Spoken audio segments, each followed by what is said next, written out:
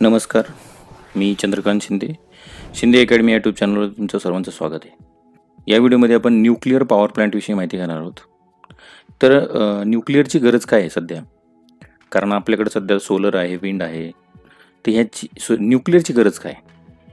तर पहा, सध्या ग्लोबल वॉर्मिंग खूप वेगाने वाढते. खूप वेगाने म्हणजे खूप वेगाने. सध्या आपण फॉसिल फ्यूल म्हणजे जे आपले जीवाश्म इंधन आहेत, त्याच्यामध्ये पेट्रोल, डिझेल, केरोसिन ही जे मटेरियल आहे हे आपण एवढं वेगाने जाळतोय आणि त्यामुळं कार्बन डायऑक्साईडचं भयंकर प्रमाण वाढलेलं आहे. आणि कार्बन डायऑक्साईड काय करतो की सूर्याकडून आलेली जी प्रकाशकिरणं आहेत ही रिफ्लेक्ट होतात पृथ्वीवरून. तर हा कार्बन डायऑक्साईड पुन्हा पृथ्वीकडे काय करतो, त्याला रिफ्लेक्ट करतो. त्यामुळे टेम्परेचर खूप वाढत चाललेलं आहे. ध्रुवावरला बर्फ वितळत चाललेला आहे. आणि ज्या ठिकाणी बर्फ पडतो त्या ठिकाणी आता फ्लॅश फ्लड म्हणजे थोडक्यात पूर येतोय, पाऊस पडतो एवढा भयानक. त्यामुळं सध्या एवढी भयंकर अवस्था आहे पृथ्वीवर की जे समुद्रकिनारे जे शहरं आहेत त्या शहरांना एक इशारा दिलेला आहे की काही दिवसामध्ये, काही वर्षामध्ये हा एरिया पाण्याखाली जाऊ शकतो. तर जगाची जी पॉवर आहे, इलेक्ट्रिसिटीची जी रिक्वायरमेंट आहे ती दिवसेंदिवस वाढतच चाललेली आहे. कारण बघा, पहिली जी लोक होती ती एका बल्ब घरामध्ये असला फक्त प्रकाश मिळावा यासाठी फक्त वीज वापरत होतो. परंतु आपला सध्या आता आपली जी गरज आहे ती खूप वाढत चालली, कारण इलेक्ट्रिसिटीवर चालणारी जी उपकरणं आहेत त्यांची संख्या वाढत गेली आणि त्यामुळे आपली रिक्वायरमेंट जी आहे, इलेक्ट्रिसिटीची रिक्वायरमेंट ती वाढत चाललेली आहे. तर या सगळ्या रिक्वायरमेंटचा विचार करता आणि पूर्ण जगाची जी पॉवर आहे त्या पॉवरचा विचार करता सोलर आणि विंड हे कमी पडायला लागलेत. आणि सोलरचा प्रॉब्लेम असा आहे की सोलर फक्त दिवसा चालतं आहे.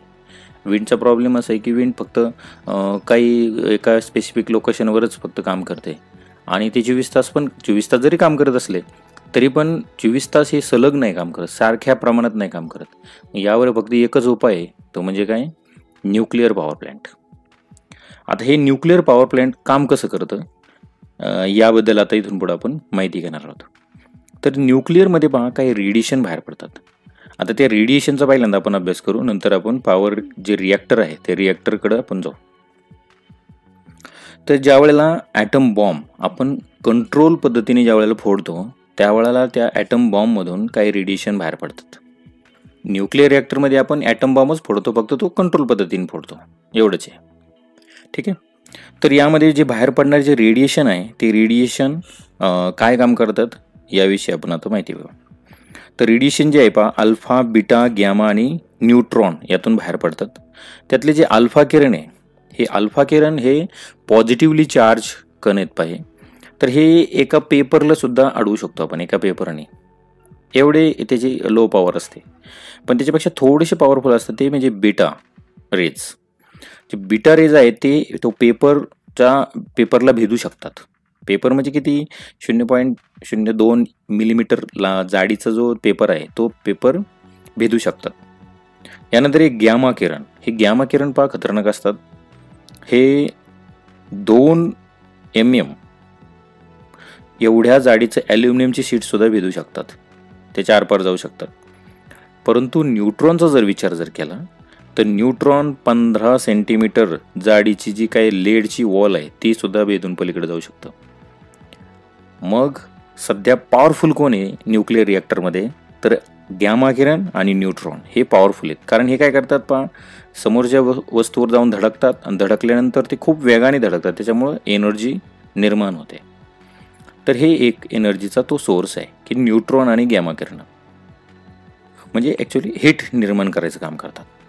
तर सध्या पूर्ण जगामध्ये 32 देशांमध्ये 410 अणुभट्ट्या कार्यरत आहेत आणि अजून 57 अणुभट्ट्यांचं काम चालू आहे सध्या. म्हणजे त्या पण आता त्या 410 मध्ये ॲड होतील.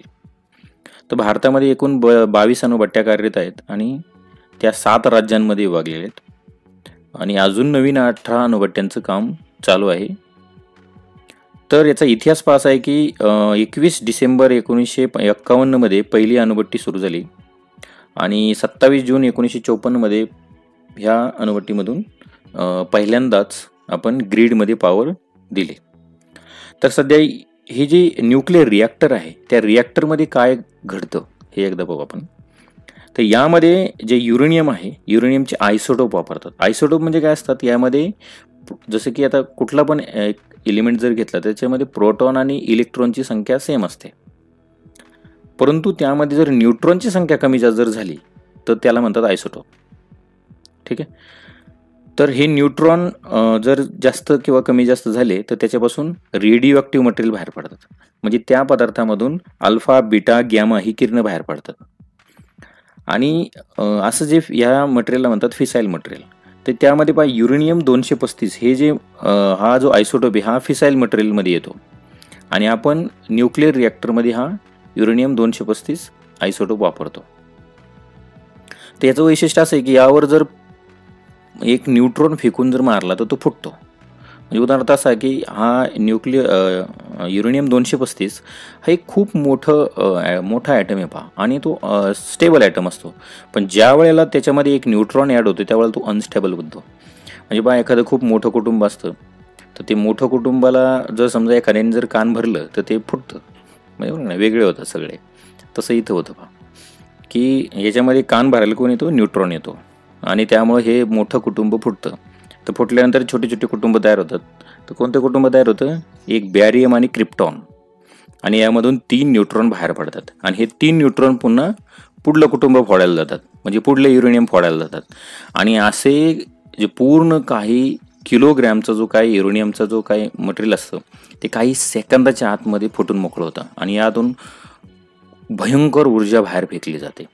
आता यामध्ये पहा हे सगळं युरेनियम, स्टेबल युरेनियम मोठं कुटुंब फोडायचं काम कोणी केलं, एका छोट्याशा न्यूट्रॉनने केलं, बरोबर ना. तर ह्या न्यूट्रॉनला जर आवर जर घातला, त्याच्या जर आपण जर कानाखाली मारायचा प्रयत्न जर केला की तू आता आग लावू नको, घर फोडू नको, तर आपण हे जे घरं फुटण्याचं प्रमाण आहे हे थोडंसं आपण कमी करू शकतो. तर हे काम कोण करतं, हे काम करतं मॉडरेटर. म्हणजे थोडक्यात काय तर त्याचं जे न्यूट्रॉन वेगाने जे चाललेले आहेत ना घर फोडायला दुसरं युरेनियमचं, तर ते थोडंसं त्याचे स्पीड कमी होतो. तर हे कोणकोणते मटेरियल असतात, तर वॉटर म्हणजे पाणी आपण वापरू शकतो, हेवी वॉटर असतं. तर हेवी वॉटर काय आहे ते आपण पुढं पाहू. आणि यानंतर असतं ग्रॅफाईट पहा. हे 3 मटेरियल आपण मॉडरेटर म्हणून यामध्ये वापरतो. आणि जर आपल्याला समजा बंद करायचं रिॲक्टर तर मग काय करायचं, फक्त मॉडरेटर असून चालणार नाही. तर न्यूट्रॉन जर आपण शोषून घेतले तर ही पूर्ण जी काही जी रिॲक्शन आहे ती रिॲक्शन आपण स्टॉप करू शकतो. तर यासाठी असतात कंट्रोलर काय करतात, पूर्ण न्यूट्रॉन शोषून घेतात, म्हणजे पूर्ण न्यूट्रॉनवर ताबा मिळवतात. तर यामध्ये कोणते आहेत हे मटेरियल, की बोरॉन, कॅडमियम, इंडियम आणि सिल्वर असे ह्या कांड्या असतात. आणि ह्या कांड्या काय करतात, आतमध्ये रिॲक्टरमध्ये घुसवले जातात. ते पूर्ण न्यूट्रॉन शोषून घेऊन पूर्ण जी काही रिॲक्शन चाललेली ती पूर्णपणे बंद करायचं काम करतात. तर आता पाहू आपण की हे न्यूक्लिअर रिॲक्टर ॲक्च्युली कसं काम करतं. तर यामध्ये मी पूर्ण तुम्हाला जे ओरिजिनल फोटोग्राफ्स आहेत आणि व्हिडिओ आहेत याच्या माध्यमातून तुम्हाला मी सांगण्याचा प्रयत्न करणार आहे. मग अशी आपण पाहिलं पहा की जे न्यूट्रॉन आहेत तर जी 15 सेंटीमीटर जाडीची जी काही भिंत आहे ती न्यूट्रॉन भेदू शकतो, परंतु त्याच्यापेक्षा जास्त जाड असेल तर मग काय जमणार नाही न्यूट्रॉनला. तर आपण काय करतो पहा की न्यूक्लिअर रिॲक्टरच्या भोवती मॅक्झिमम 5 ते 10 फुटाची एक सिमेंटची वॉल, सिमेंट कॉन्क्रीटची वॉल आपण तयार करतो, जेणेकरून जे काही झालं तरी न्यूट्रॉन ह्या जी कॉन्क्रीट वॉल आहे त्याच्या बाहेर न जाणार एक आपण डोम बनवतो. ठीक आहे, त्याच्यातून न्यूट्रॉन बाहेर जाणार नाही, काही जरी झालं तरी न्यूट्रॉन बाहेर जाणार नाही. तर आतमध्ये असतो पण न्यूक्लिअर रिॲक्टर ह्या डोमच्या आतमध्ये. तर यामध्ये काय केलं जातं, जे युरेनियम 235चे छोटे छोटे ब्लॉक केले जातात आणि हे ब्लॉक एका पाईपमध्ये भरले जातात. म्हणजे जसं की तो एक ब्लॉक जर समजा रिॲक्ट झाला तर दुसरा ब्लॉक पुढं सरकवला जातो, या असं मेकॅनिझम असतं त्याच्यामध्ये. आणि हे असे बंच तयार केले जातात त्याचे, आणि हे बंच एका न्यूक्लिअर रिॲक्टरमध्ये बसवले जातात. आणि त्याच्यामध्ये आपण कंट्रोल रॉडच्या कांड्या इन्सर्ट करायचं एक मेकॅनिझम असतं. म्हणजे समजा आपल्याला चालू केलं तर आपण कंट्रोल रॉड बाहेर काढणार आहेत, आणि जर आपल्याला समजा बंद करायचं असेल तर कंट्रोल रॉड आतमध्ये इन्सर्ट करू शकतो. आणि यामध्ये हा जो न्यूट्रॉनचा स्पीड आहे हा स्पीड कमी करायचा असेल तर आपण त्याच्यामध्ये पाणी भरतो. आता पाणीच का भरतो, कारण पाण्याचं वैशिष्ट्य असं आहे की पाणी जास्त एनर्जी ॲब्झॉर्ब करू शकतो. पाण्यापेक्षा म्हणजे कुणीच असं नाही, पाण्याच्या आसपास पण कोणी येत नाही आहे. सगळ्यात जास्त एनर्जी शोषून घेणारा पदार्थ कुठला असेल तर पाणी आहे. पण पाण्याचे तोटा असा आहे की पाणी हा 100 डिग्रीलाच व्हेपराईज होतो, म्हणजे पाण्याची वाफ होते त्याची. मग त्याच्यावर उपाय काय? तर उपाय असा आहे की पाण्याला आपण जर प्रेशराईज केलं, जर आपण त्याच्यावर प्रेशर दिला, तर तो 300-400 डिग्रीपर्यंत सुद्धा उकळत नाही, म्हणजे लिक्विडमध्येच राहतो. उदाहरणार्थ काय काय आता हे आपल्या घरी पण आहे पहा, आपण प्रेशराईज केल्यानंतर पाण्यावर काय परिणाम होतो. तर आपल्या घरी पहा जो प्रेशर कुकर असतो, तो प्रेशर कुकर काय काम करतो, तर ज्या वेळेला आपण वर शिट्टी लावलेली, जर जास्त जर समजा वाफ जर झाली तर ती बाहेर निघावं म्हणून, तर त्याच्यामध्ये पाण्याची वाफ झाल्यानंतर पाण्यावर प्रेशर तयार होतो. प्रेशर तयार झाल्यामुळं जे पाणी 100 डिग्रीला उकळायचं ते 150-150-200पर्यंत उकळत नाही, त्यामुळे त्यामध्ये आपल्या भाज्या शिजतात. तर हे जे न्यूक्लिअर पॉवर प्लेट आहे यामध्ये खूप भयानक प्रेशर दिला जातो. प्रेशर दिल्यामुळे हे पाणी उकळत नाही, 300-400 डिग्रीपर्यंत उकळत नाही. आणि फायदा काय की आपल्याला चांगल्या प्रकारचं आपल्याला ना एक एनर्जी ॲब्झॉर्बर मिळतो, आणि प्लस आपण तो मॉडरेटर पण आहे, त्याच्यातून न्यूट्रॉन पण हळूहळू वाहतात. तर यामध्ये जे मॉडरेटर आपण पाणी वापरलेले आहे, हे पाणी हे बाहेर आणतो आपण कशामध्ये, हीट एक्सचेंजरमध्ये. हीट एक्सचेंजर मध्ये काय होतं की आपण दुसरं पाणी वापरतो. आता यामध्ये जे पाणी आहे हे पाणी म्हणतं प्युअर पाणी असतं बरं का. याच्यामध्ये हे जे पाणी आहे, जे न्यूक्लिअर रिॲक्टरमधलं जे पाणी आहे, हे न्यूक्लिअर रिॲक्टरमधलं पाणी आतमध्ये न्यूट्रॉन असल्या कारणामुळे काय होतं की जे पाणी आहे, पाणी कशापासून बनलेलं आहे, हायड्रोजन आणि ऑक्सिजन. तर हे जे न्यूट्रॉन आहे, हे न्यूट्रॉन हायड्रोजनला जाऊन भेटतात आणि हायड्रोजनचं रूपांतर ड्यूटेरियममध्ये करतात. कशामध्ये, ड्यूटेरियममध्ये. आणि त्यामुळे हे जे पाणी आहे हे हार्ड वॉटर बनतं. आणि हे हार्ड वॉटर म्हणजे त्याला काय D2O म्हणतात. म्हणजे D2 म्हणजे कोण, तर ह्याच्यामध्ये ड्यूटेरियम तयार झालेलं आहे, हायड्रोजनचा आयसोटोप तयार झालेला आहे. तर हे आयसोटोप असलेलं हार्ड वॉटर हे रेडिओक्टिव्ह पाणी असतं बरं का. ह्या पाण्यामध्ये रेडिएशन बाहेर पडतात, कारण ड्यूटेरियम हा रेडिओक्टिव्ह मटेरियल आहे आणि तो कोणी केला आहे, न्यूट्रॉनने केलेला आहे. तर हे रेडिओक्टिव्ह पाणी आपण काय करतो, कारण आतमध्ये जर ठेवलं तर ते पूर्ण त्याचं व्हेपराईज होऊन ते ब्लास्ट होईल त्याचा, तर त्याला थंड पण केलं पाहिजे ना पाण्याला. मग थंड कोण करतं, तर जो बाहेर जे हीट एक्सचेंजर आहे, हे पाण्याची हीट जी तयार झालेली आहे ती हीट आपण बाहेर आणतो आणि दुसऱ्या पाण्याला आपण काय करतो, त्याच्यामध्ये इन्सर्ट करतो.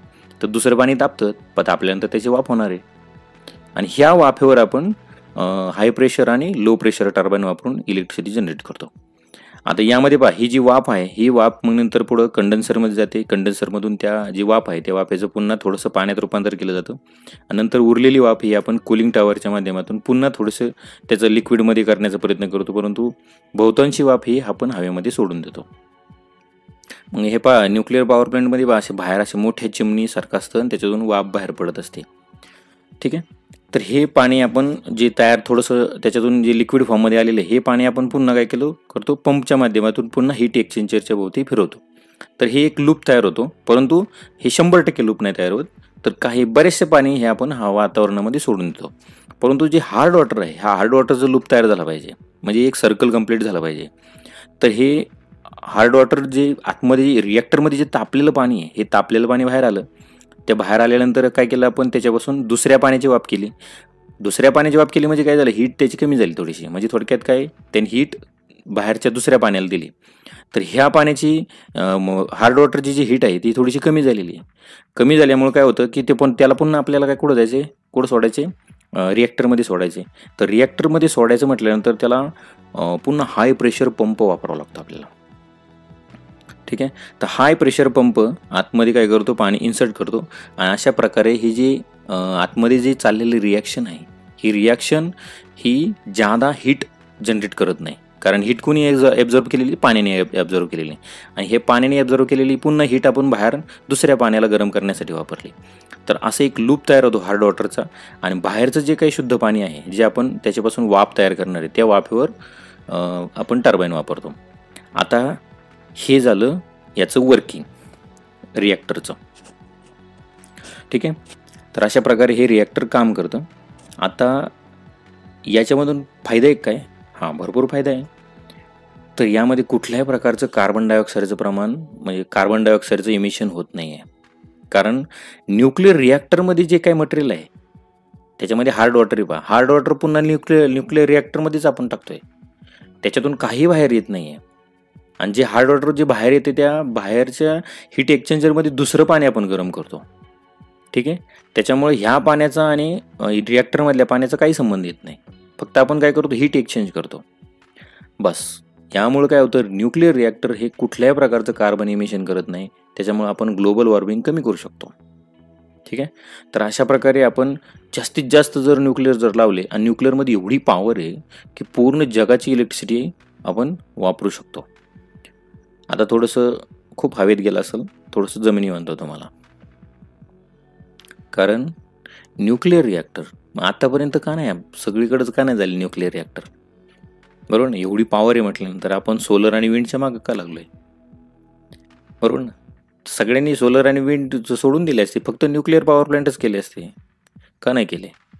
कारण याचे परिणाम असे आहेत की हे चूक सहन करत नाही, चुकीला माफी नाही याच्याकडं. जर समजा काय तुमचा काय घरी प्रॉब्लेम झाला असेल, तुम्ही थोडं डिस्टर्ब असाल, दिलं बटन दाबून, तर हे बटन दाबल्यानंतर सॉरी सुद्धा म्हणून देत नाही. आय हेट सॉरीज, चुकीला माफी नाही, लगेच बूम होते. त्याच्यामुळे या ठिकाणी कसल्याच प्रकारची चूक ॲक्सेप्ट केली जात नाही. ठीक आहे. आणि माणूस चूक करतो, ही सगळ्यात मोठी समस्या. आत्तापर्यंत 4 जे डिझास्टर झालेले आहेत पहा. कोणते 4 जर झालेले आहेत, तर SL1 ॲक्सिडेंट 1961, 3 माईल आयलँड 1979, हे अमेरिकेत 2 झालेले आहेत, हे दोन्ही पण.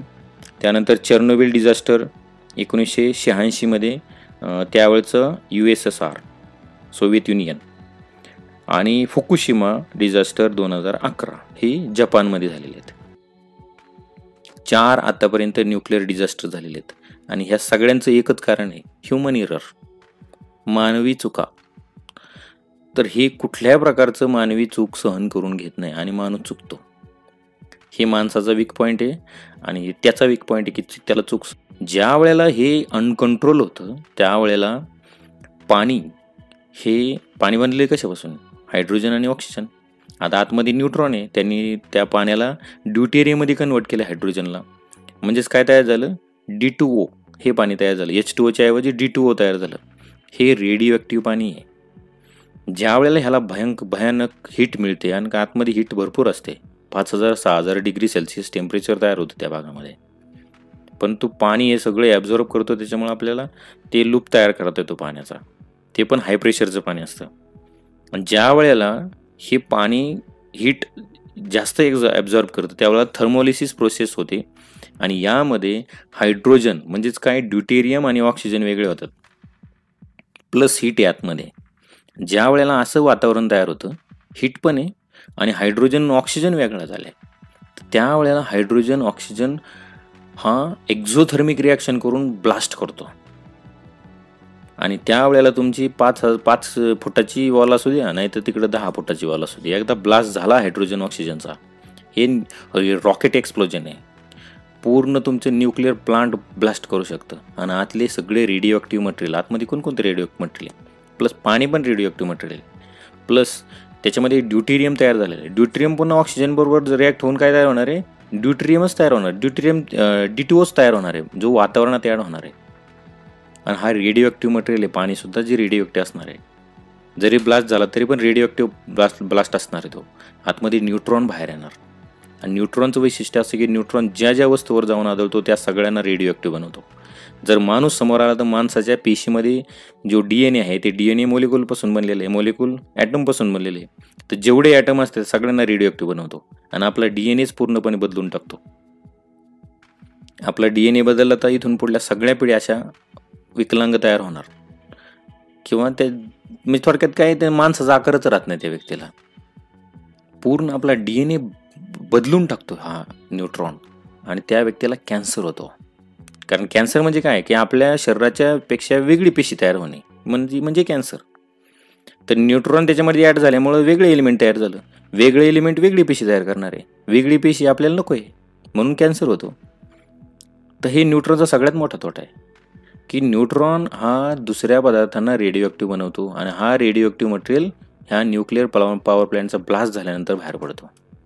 एवढंच नाही, तर ह्याच्यातून न्यूक्लिअर वेस्ट पण बाहेर पडणार आहे. कारण आपण त्याच्यामध्ये बोरॉनच्या कांड्या वापरलेल्या आहेत कंट्रोल रॉड म्हणून, ते पण रेडिओ ॲक्टिव्ह झालेले असतात. इंडियमच्या कांड्या वापरलेल्या आहेत, कॅडमियमच्या कांड्या वापरलेल्या आहेत, बरोबर ना. ते जे बंच असतात ते सगळेच्या सगळं आतमध्ये रेडिओ आणि ते सगळं बाहेर येतं रेडिएशन. मग न्यूक्लिअर आतापर्यंत बनलं नाही किंवा प्रत्येक देशाने ॲक्सेप्ट केलं नाही, त्याला कारण हे, कारण हे बिलकुल चूक सहन करत नाही. समजा एखादं आपलं जे थर्मल पॉवर प्लांट आहे त्याचा ब्लास्ट झाला, त्याच्यामध्ये काय बॉयलरचाच ब्लास्ट होतो, काय होईल?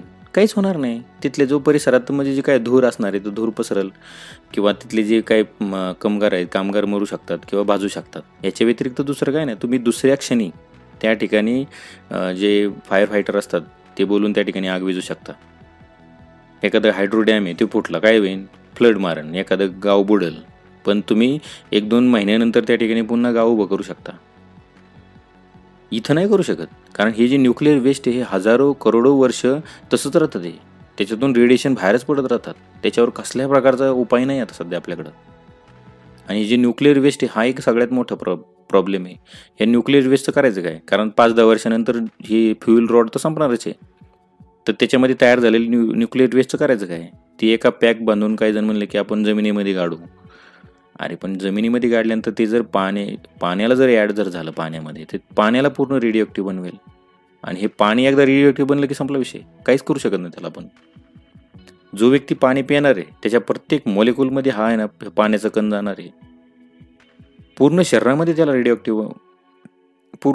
त्याला आहे ना कॅन्सर होणार आहे. काही जण म्हणले की आपण स्पेसमध्ये सोडून देऊ. अरे पण स्पेसमध्ये जर समजा एखादं जाता रॉकेट जर फुटलं तर पूर्ण मानवजात धोक्यात येऊ शकते. तर हा जो धोका आहे हा धोका टाळता येण्यासारखा नाही आहे. म्हणून प्रत्येक देशाने किंवा आणि ज्यांच्याकडे आहे ते दुसऱ्यांना देत नाहीत, त्यासाठी देत नाहीत, कारण याच्यापासून बॉम्ब बनवता येतो. कारण न्यूक्लिअर रिॲक्टर म्हणजे काय, तर कंट्रोलमध्ये फक्त कंट्रोल रॉड गायब केल्या की बॉम्ब झाला.